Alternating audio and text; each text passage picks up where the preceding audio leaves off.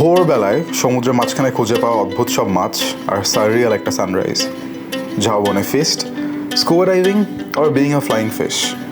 কক্সবাজারের মতো আরও অনেক পপুলার ট্যুরিস্ট স্পটগুলোকে এরকম আনকনভেনশনাল ওয়েতে এক্সপ্লোর করার একটা মিশন নিয়েই শুরু হচ্ছে হোয়াট আ ট্রাভেল শো।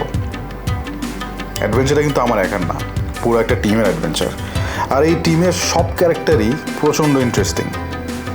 আর এই সব ইন্টারেস্টিং ক্যারেক্টারগুলোকে নিয়েই time to begin the real adventure from Saint Martin.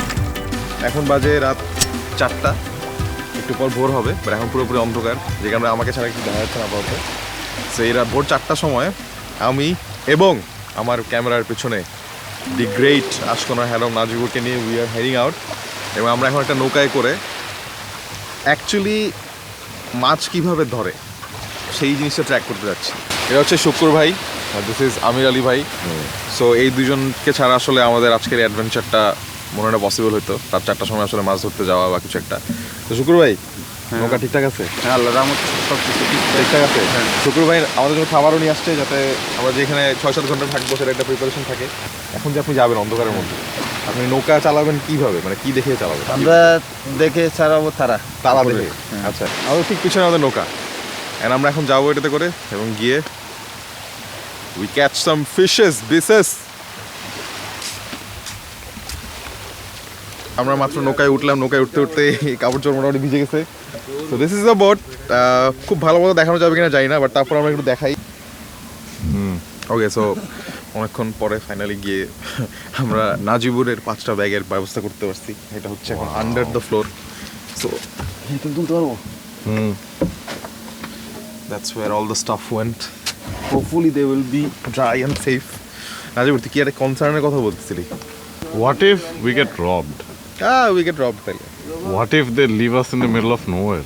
They leave us in the middle of nowhere. There's absolutely nothing we can do about this. Just tell my mom I love her.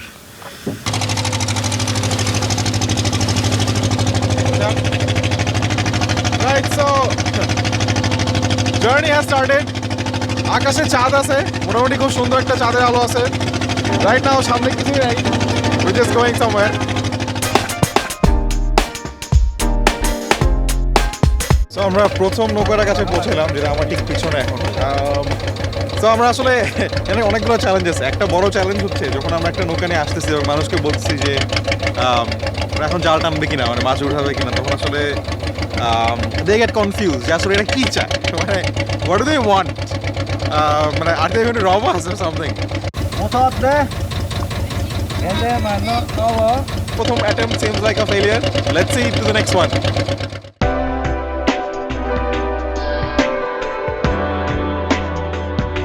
First light, মানে একদম সমুদ্রের মাঝখান থেকে আমরা sunrise দেখতে পাচ্ছি।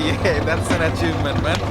সবচেয়ে ভালো জিনিস যেটা, সেটা হচ্ছে যে আমাদের ঠিক সামনে এখন দুটো নৌকা আছে, মানে আমরা দুটো নৌকা, মাছ ধরার নৌকার কাছে আসছি, যারা জাল টানতেছে এখন। মানে একটু ওয়েট করতে হবে যখন মাছটা উঠবে, সো আমরা ওই টাইমটা ওয়েট করতেছি। বাট মানে this is no waiting, this is absolutely one of the best travel experiences. মানে একদিকে মিয়ানমার, আরেকদিকে সেন্ট মার্টিন, মাঝামাঝি একদম সাগরের মাঝখানে। আচ্ছা আমির আলী ভাই, যে আমরা তো দুটো মাছ ধরার কাছে চলে আসলাম, বলেন ওরা কিভাবে মাছ ধরতেছে? বাকি এইভাবে ওই নিচে যে রোগ দেখছেন না, ওই রোগের সাথে মানে নিচে জাল আছে, ঘন্টা বা আধা ঘন্টা পর পর এইভাবে মানে মাছ উঠাই আবার। look at this.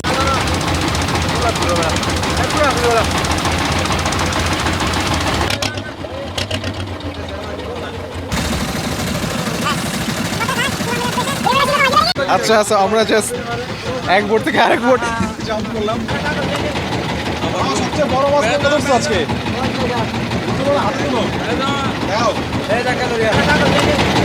কি মাছ এটা? বুল মাছ। আর একটু কাছেই এসো। আরে ভিতরে আবার মাছ আছে। Look at that.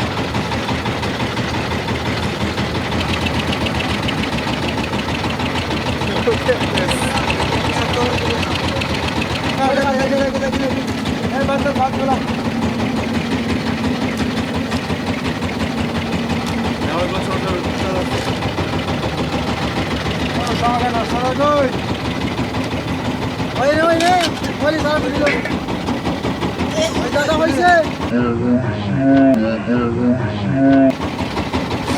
তোকে বলছি ছুটা যায় এগুলি লেজে থইস না। এখন প্রায় 7:30টার মতো বাজে, আমরা সেকেন্ড নৌকার কাছাকাছি যখন আসলাম, মোটামুটি 30-40 মিনিট ধরে আমরা ওদের সাথে প্যারালালি এরকম চলতেছি, বাট ওরাও চলতেছে ফর সাম রিজন। ওরা জালটা টানতেছে না এখনো, আমরা গেস করতেছি আসলে I don't know, মনে হয় জাস্ট টেস্ট করতে যাচ্ছে আমাদের পেশেন্স। আমাদের থেকে বেশি ছিল হচ্ছে আমাদের বোটম্যান, প্রচুর তেল আছে নৌকায়, কোনো সমস্যা নেই। So let's see how far this goes. We are on the second boat, এবং এই বোটটাতে we have different kind of, খুবই অন্যরকম দেখতে কতগুলো মাছ। হ্যাঁ এগুলি এটা কি মাছ? সেটা কি মাছ আদৌ? এটা একদম প্রাণী হইলো, এটা হইলো ওই ফুটকা মাছ, জীবিত মাছ। হ্যাঁ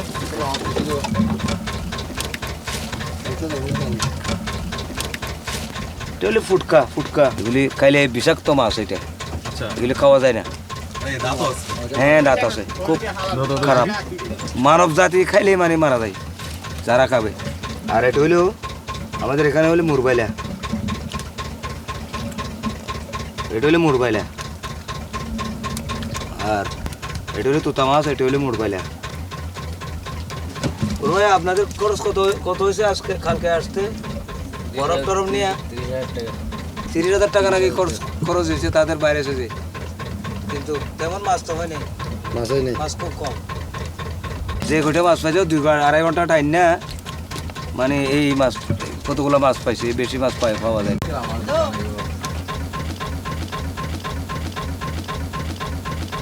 হ্যাঁ, সো মাছের কোয়েস্ট ইজ ওভার। দুইটা বোট এবং আমরা মোটামুটি সাইজের মাছ অনেকগুলো দেখলাম। And this was quite good as an experience.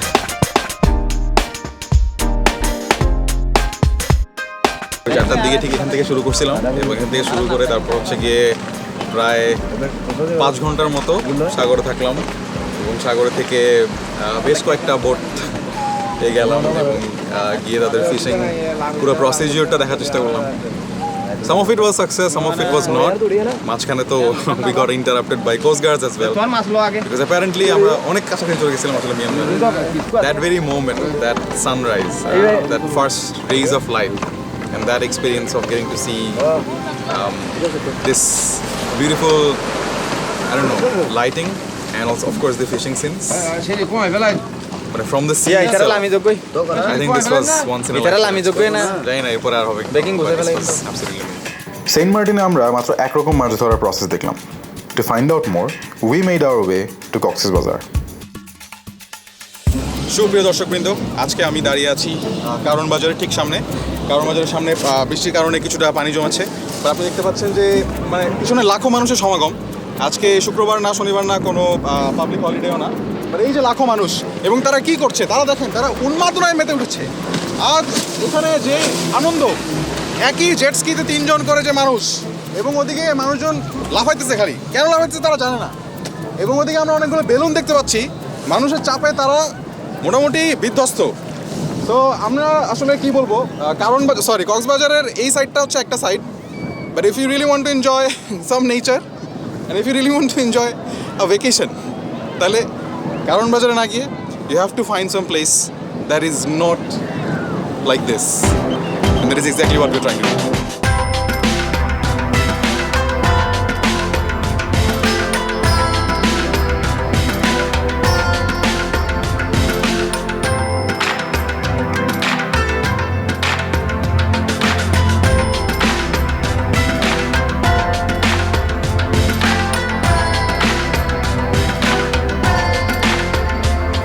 সোনাদিয়াতে আসার এক্স্যাক্টলি পরপর this unique style of fishing, মানে এভাবে তো কখনো এত বড় জাল দিয়ে আমরা মাছ ধরা দেখি নাই।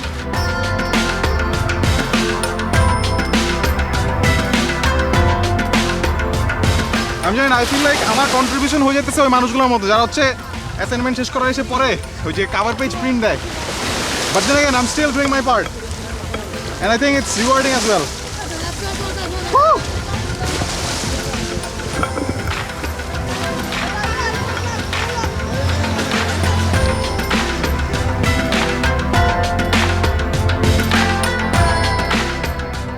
পুরো হাত জাস্ট লাল হয়ে গেছে, অ্যান্ড সবচেয়ে বেশি স্ট্রেংথ লাগে আসলে কোমরে।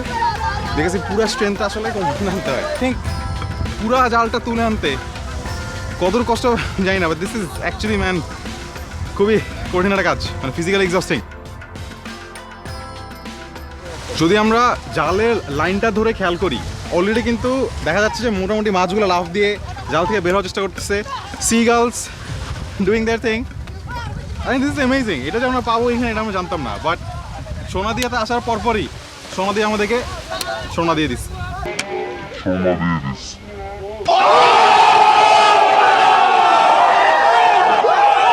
মানে এতক্ষণ ধরে যে কষ্টের ব্যাপারটা ছিল সেটা আসলে ওয়ার্থ ইট মনে হয় যখন রেজাল্টটা দেখা যায়।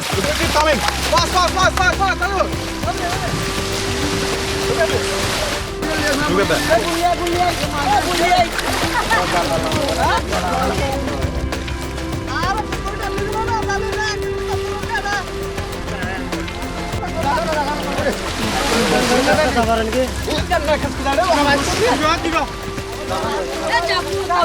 I'm so angry.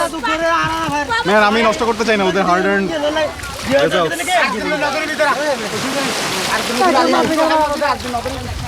This has been an experience. This has been an experience.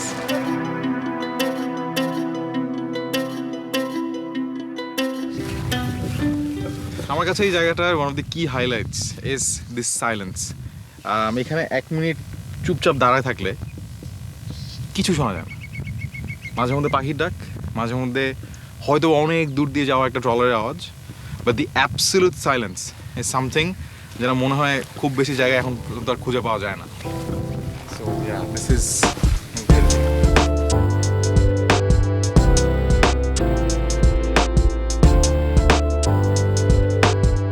Sonadia remains vastly unexplored for us, কিন্তু সেটা তো আসলে পুরো বাংলাদেশের জন্যই সত্য। Hence this is just the beginning. See you very soon on the next episode of Water Travel Show. Every Thursday, same page, same channel.